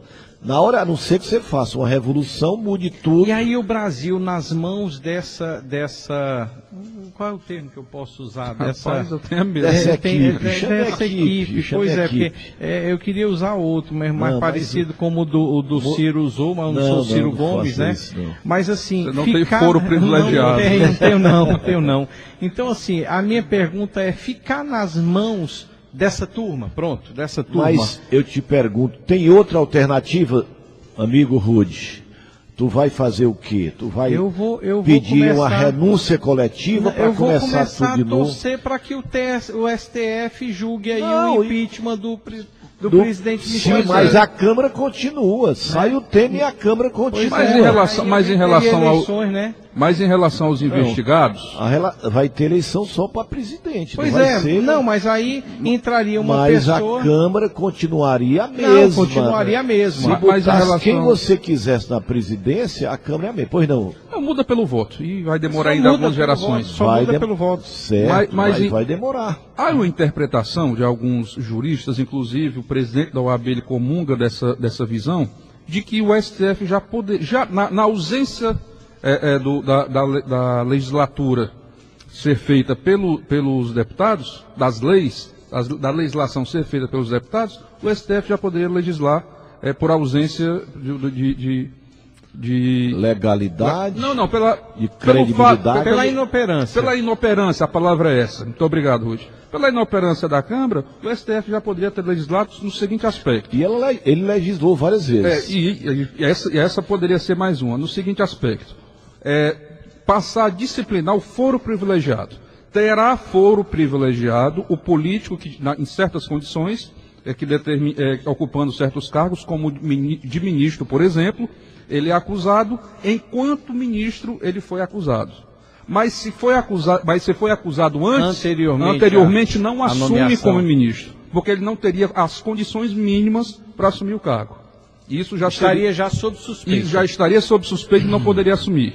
Mas não tendo nada contra ele, assumiu e a partir daí foi acusado de um crime grave, aí sim ele teria o foro privilegiado. Mas essa aí seria muito fácil do Congresso derrubar e o Senado ratificar.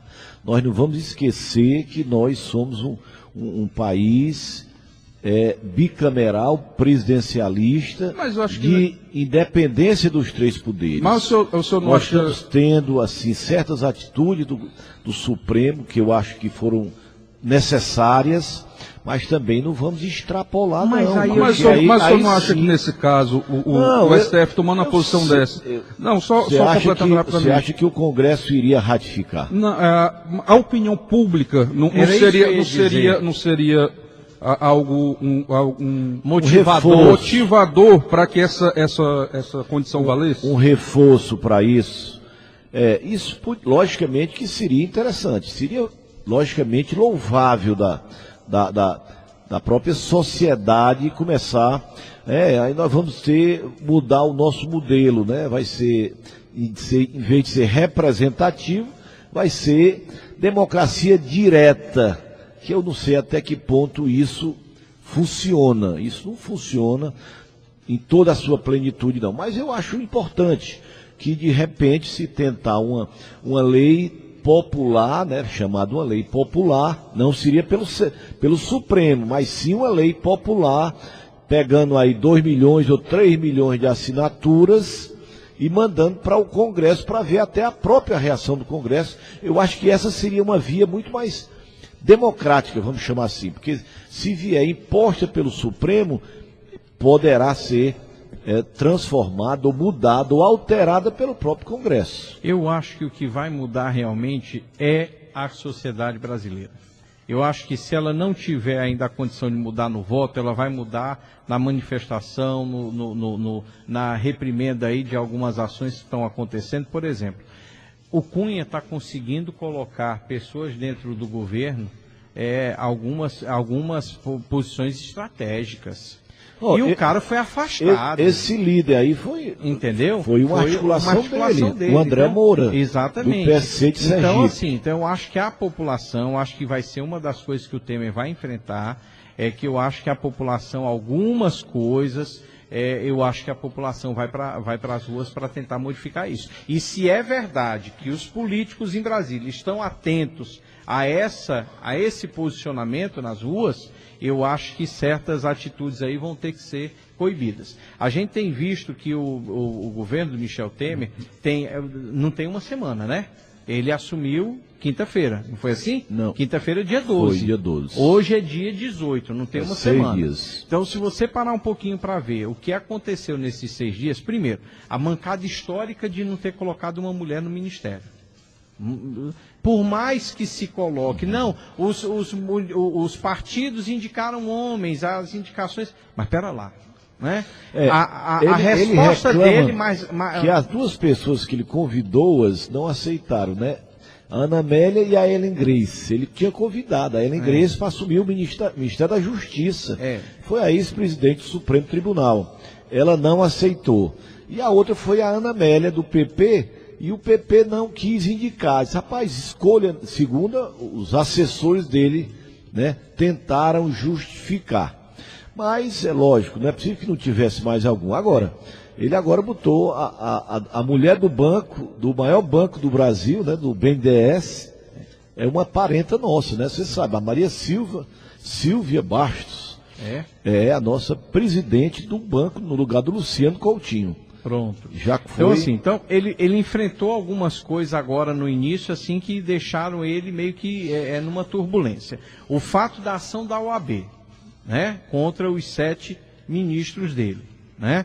Que eu acho que isso seria assim, eu acho que no momento, me perdoe aqui, eu concordo com o doutor Bastos quando ele diz que precisa haver governabilidade para a ajuda do Congresso. Precisa, isso aí é público e notório. Agora, a sociedade brasileira está vivendo um momento de apoio irrestrito à Lava Jato, onde não quer saber, não tem espaço mais no Brasil para esse tipo de pessoas envolvidas com esses crimes. Então, eu também concordo com isso. Pois eu não sou favorável a isso, não. Então, eu acho assim, será que dentro do PMDB, a única pessoa que tinha para assumir o planejamento seria o Jucá? Será que não teria outro senador do PMDB, um outro deputado tivesse... O próprio Raimundo Lira, presidente da comissão do impeachment. Acho que seria um nome extraordinário. São essas coisas que eu achei que ele não teve essa preocupação de dizer, não, vamos pelo menos... Aquilo que a gente sempre fala, não basta você ser honesto, você tem que parecer. Honesto. Então vamos fazer o seguinte, vamos parecer que a gente está mudando a coisa?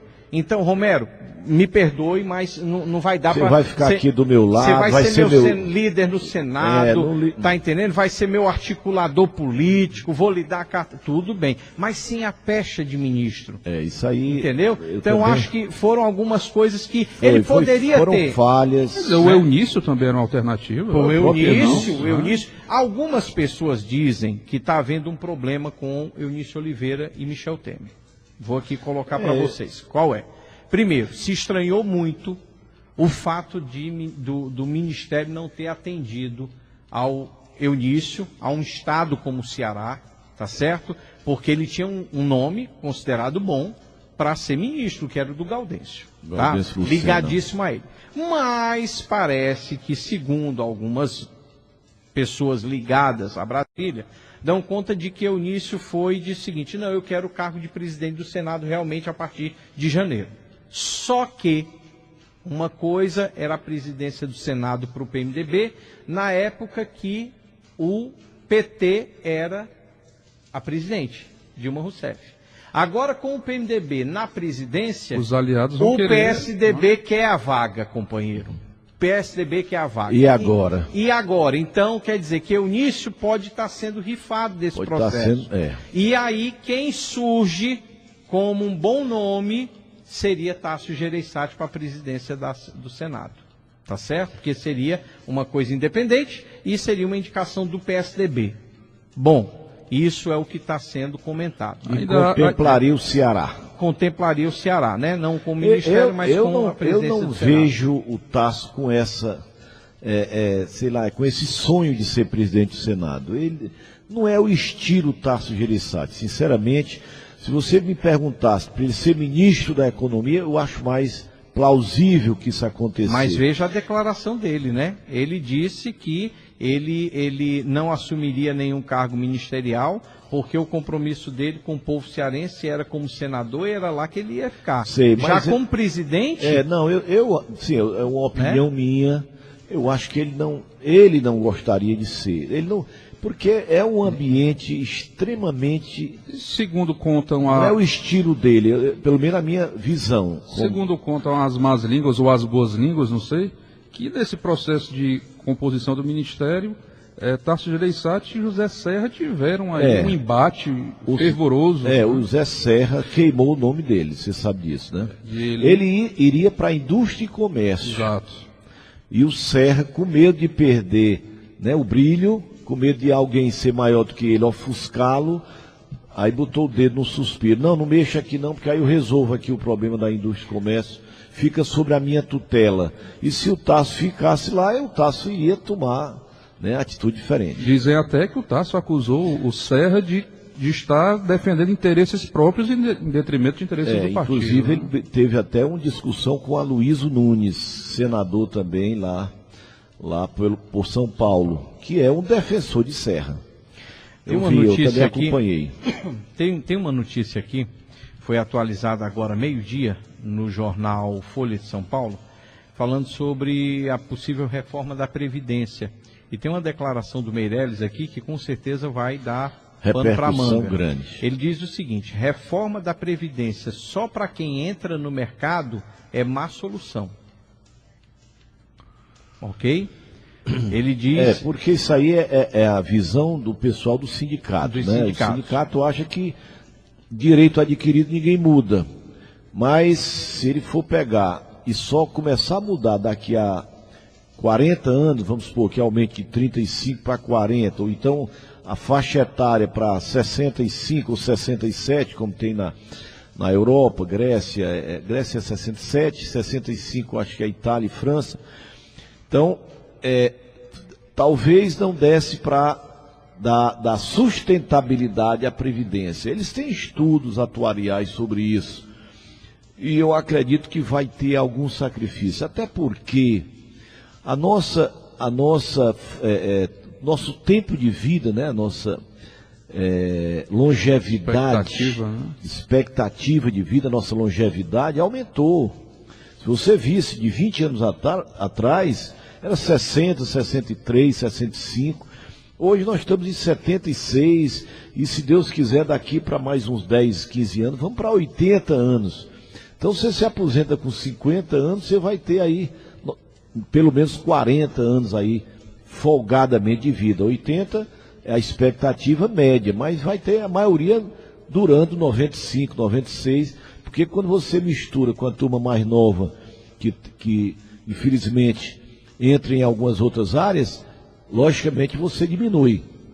Mas a tendência é o nosso povo, a nossa sociedade durar muito mais. Ele diz aqui, só complementando a informação, ele diz o seguinte, enfatizando que nenhuma medida ainda está decidida e que tudo será negociado, Meirelles reforçou que a sociedade terá de fazer suas escolhas para superar a atual crise e fazer o país voltar a crescer. Citou como exemplo a reforma da Previdência, dizendo que, se for decidido que as mudanças serão apenas para quem entra no mercado, como defendem as centrais sindicais, outras medidas terão que ser adotadas para garantir o pagamento das aposentadorias no futuro. Isso é uma briga grande, eu espero que saia tudo bem, porque isso é importante para o problema de credibilidade do país. O rombo desse ano da Previdência vai chegar próximo de 100 bilhões. E se a gente não fizer pelo menos um viés, não é para resolver daqui a 15, 10, 15, 20 anos. Mas se não fizer mudanças, com certeza a coisa vai chegar no ponto de você não ter dinheiro para pagar o aposentado. Isso eu conversando com o nosso senador Vicente, ele deu um pulo lá do outro lado. Não é possível. Não, Vicente, mas isso é daqui a 20 anos. Não, ele está preocupado por isso mesmo. É por isso mesmo, né? Quando ele chegar com os 99 dele, né? Se Deus quiser, vamos torcer para o nosso senador durar ao menos 100 anos. Muito bem. Marden Lopes, mais algum assunto? Um último assunto que inclusive foi alvo de muitas discussões, muitos debates entre especialistas, políticos, analistas políticos aqui do estado, aqui do estado do Ceará, foi a composição das comissões da Câmara, em que a bancada cearense foi pouquíssimo prestigiada nas composições das comissões da Câmara de Deputados. Tivemos só Gorete Pereira na comissão de Direito da Mulher, se eu não me engano. Isso. E o Chico Lopes na Comissão de Processos Legislativos. Né? Que a comissão também é uma comissão menor. Foi eleito quando? Agora na semana passada. Semana passada, né? Semana passada. Então, havia uma discussão do cenário político, por que os cearenses não ocuparam cargos mais importantes nessas comissões. Eu acho talvez o mais visível foi com relação a ministério, né? Se você olhar Pernambuco e Ceará, Pernambuco, você sabe quantos ministros tem, né? 3. Raul Jugman, da Defesa, Bruno Araújo, aquele do voto 242 da Cidade, e o terceiro é o do DEM, Mendonça Filho. Educação, né? Então eles pegaram Educação, Cidade e Defesa. E o Ceará só nada. Então isso aí eu achei a fraqueza dos nossos políticos foi aí. Né? Poderia até não ter pegado comissão, mas era interessante que nós tivéssemos um cenário ministerial defendendo os interesses do nosso povo. Aí o pessoal diz, mas na época do Tasso não pegou nenhum ministério, mas foi na época que nós tivemos alguns... Perdão, o senhor disse que são quantos? 3. Quem são? Mendonça Filho, sim, do DEM, sim, Educação, Raul Jugman, sim, Defesa, e Bruno Araújo, Cidade. Faltou ainda o Bezerra Filho, de Minas e Energia. Que é filho do Fernando Bezerra. Então são 4. São 4, olha aí que coisa. A princípio muito seriam bom. 5, viu? A princípio só de Pernambuco. Seriam 5, mas aí no fechamento ficaram 4. Trocaram, né? Então, com certeza estão reclamando os pernambucanos. Não, acho que estão... Tiraram um, rapaz. Rapaz, é brincadeira, mas isso é verdade. Pois é, aí é que eu achei feio, né? A comissão tal, nós já pegamos relatoria Uma questão interessante, que eu não lembro agora, é inclusive um professor da UFC, mas me foge aqui o nome, e ele fala que isso é uma tendência não só no estado do Ceará, mas em muitos estados, de perder representatividade, porque as bancadas estaduais estão se acabando, estão perdendo força. Agora são as bancadas temáticas. É a bancada ruralista, é a bancada da bala, uma bancada da Bíblia, é uma bancada que não tem fronteiras estaduais, mas ideológicas, né? Eles se juntam por ideologia. Quem não fizer parte desse grupo, ele começa a ser marginalizado. Exato. Então os deputados têm que escolher. Nós vamos deixar de ser federativo. Porque isso aí acaba as federações. Pois é.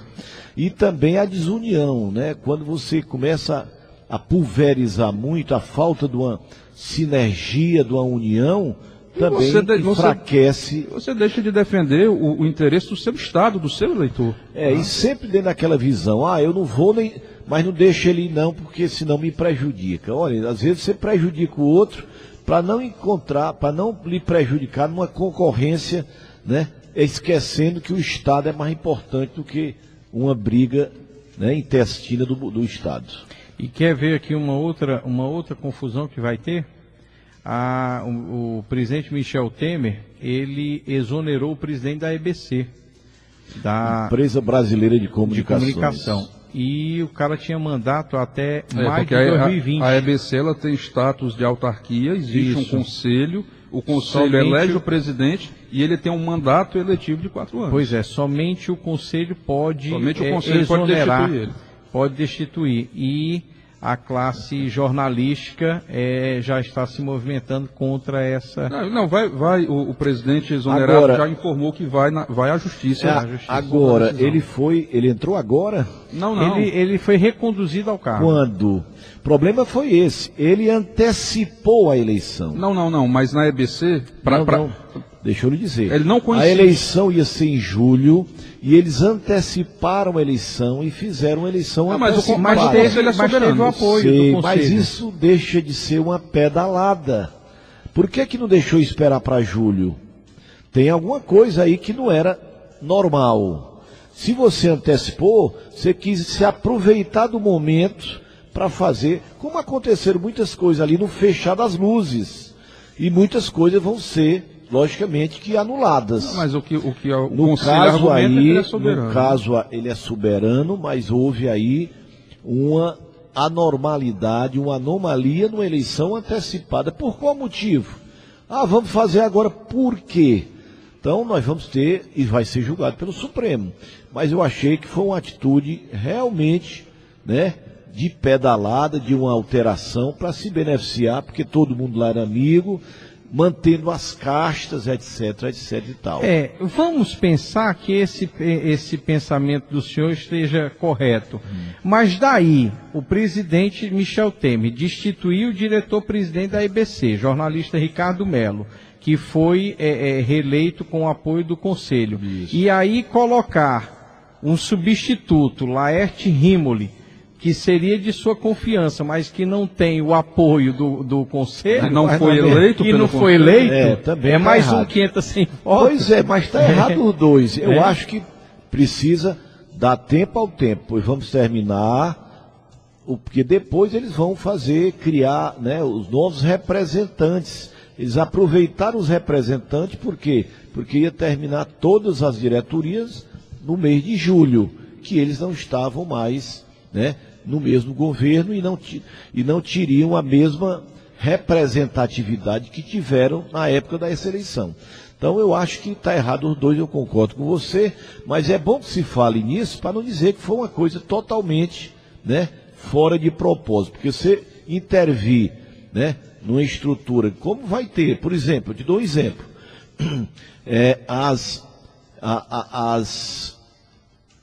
tipo a ANAC, vamos chamar agências reguladoras. As agências reguladoras, elas têm prazo, então você não pode parar. Mas quando terminar o mandato, você não pode, vamos antecipar aqui o final do mandato para colocar o outro.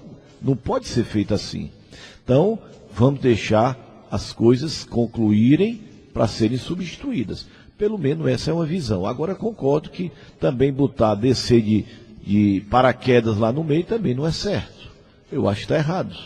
Está errado os dois. Eu estou lendo aqui a matéria que foi publicada na Globo, no G1, e não existe nenhuma citação quanto ao fato da antecipação da eleição. Mas eu li sobre isso. É importante que a gente esteja atento a esse detalhe. Porque se houve isso também não é normal. Foi uma pedalada. Hoje tudo é pedalada, né?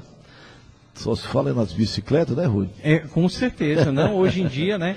Bom, para finalizar o Jornal Integração, 13h42, vamos trazer um assunto para o Dr. Baixo. Passou aqui da gente, a gente vai ter que voltar. Peguei a sua pauta aí para você buscar mais subsídios.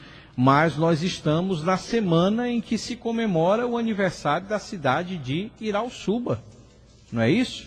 Quantos anos? 56 anos de emancipação política. 56 anos. E o ponto alto da festa, Marden, é na próxima sexta, é isso? O aniversário é dia 20. É dia 20, né? Dia 20, então dia 20 é sexta-feira. E já me confirmou a presença do deputado Danilo Forte, viu? Vem para a festa. Já disse e marcou para o dia seguinte estaria aqui dando entrevista na Rádio Atitude. No sábado. Eu acho que sim. Eu acho que foi.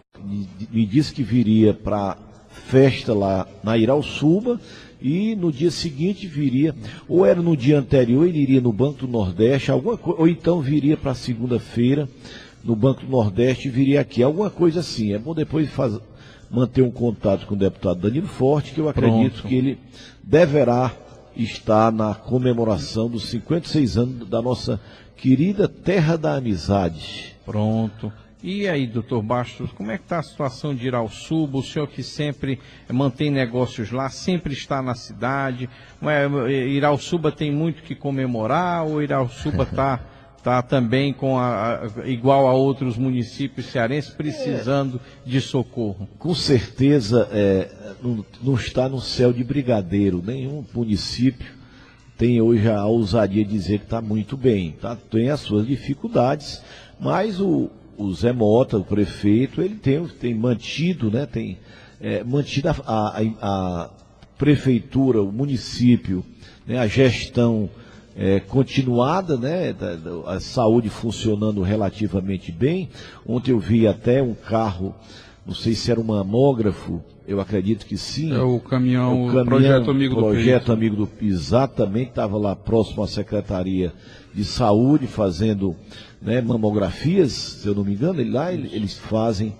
E sempre ele está dando essas alterações aí para melhorar a saúde do nosso povo de Irauçuba e fazendo também reformas nos calçamentos. Vi também na avenida, naquela avenida dupla que tem ali, mais dentro, eu não lembro aqui o nome, mas correções no calçamento também estão sendo feitas. E eu acho que o problema de Irauçuba maior é a história da água, né? Que a água que, infelizmente, a nossa adutora, que não foi uma parece que não tem adutora solução, especial, né? Foi uma adutora muito apressada, e aquela história devagar, que eu tenho pressa, porque quando a gente se apressa, termina fazendo mal feito ou fazendo errado. Mas, dentro do possível, tem atendido razoavelmente, pelo menos lá no centro, a Shopping Pães sempre tem recebido, né, o aporte de água da adutora. Lá na indústria não, tá no carro-pipa, mas o que é possível a adutora dentro da cidade, eu acredito que esteja resolvendo. De vez em quando dá uma parada, mas faz parte, né, da improvisação do momento que teve que ser feito com essa adutora rápida, que eles chamam, né? Uma história de sucesso, da história política recente, uma experiência de sucesso de Irauçuba, é a participação popular, esse governo de participação popular, e é um projeto que já foi premiado, inclusive, internacionalmente, que é o Alianças da Cidadania, né? Não sei se é a cada mês ou a cada bimestre, o gestor vai às comunidades, conversa com a população, conversa com os líderes comunitários e ouve as demandas, né? E a população faz uma avaliação das ações da gestão. Administração anterior, né? Do prefeito Nonato. Mantido agora pelo prefeito Zé Mota. E só para lembrar aí, o nome da avenida é Avenida Paulo Bastos, exatamente. Obrigado, Rafael, pela informação. Paulo Bastos, itapajense ilustre, nascido em Itapajé. Nascido em Itapajé, mas ele muito cedo mudou-se para Irauçuba. Porque na época que ele nasceu, Irauçuba era distrito de Itapajé. Se eu não me engano, ele é da localidade de Jardim. Não tenho certeza, mas se eu não me engano é Jardim. Né? Hoje os familiares dele moram na Bahia, se eu não me engano. Feira de Santana, se eu não me engano. Feira de Santana. Mas foram os responsáveis lá para instituir, né? Inclusive o nome do colégio é Colégio Paulo Bastos, em homenagem a trabalho que ele fez. Apesar de não ter sido prefeito, perdeu a eleição, se eu não me engano, a primeira eleição para prefeito, mas muitos o consideram como o principal líder político da história de Irauçuba. O principal líder político, pois é. Você imagina se tivesse sido eleito, né? Morreu em plena campanha eleitoral, na segunda tentativa de se tornar prefeito. Infarto, provavelmente, isso, né? Infarto agudo do miocárdio. Uma pena. Pois aí vamos aproveitar agora para dar os parabéns, né, aos nossos munícipes de Irauçuba e esperando que continue cada vez mais próspera, né, e cada vez mais desenvolvimentista a nossa querida Rainha do Norte, né? A Terra da Amizade. Terra da Amizade. A Rainha do Norte é Itapajé. É Princesa do Norte, Rainha do Norte. Não, e Princesa é Sobral, a Rainha é aqui. A Rainha é aqui, pois não é, Princesa do Norte é lá, Sobral. E a Terra da Amizade. Então, uma boa tarde a todos, um abraço. Tem alô hoje? Não, tem. O alô de sempre, né? Os nossos amigos, né? O Naab, que sempre me pede. O Diassis, vou aproveitar aqui e mandar um abraço para o Diassis Zoim, foi nosso funcionário lá da Câmara Municipal. Sempre que ele me vê, ele me pede esse alô, e às vezes eu me esqueço, mas hoje eu lembrei e vou aproveitar para mandar um alô para o nosso também ouvinte Geraldo Cruz, que sempre nos ouve. Um abraço para todos, boa tarde, fiquem com Deus e até a próxima semana, se ele assim nos permitir. Muito bem, então tá aí o encerramento do nosso Jornal Integração de hoje, agradecendo a você, amigo ouvinte, pela companhia até agora. Muito obrigado, amanhã estaremos de volta com mais um Jornal Integração, trazendo as principais notícias da cidade e da região. Tenham todos uma excelente tarde, daqui a pouquinho está chegando Gilmar de Souza e o Tarde 96. Tchau, tchau.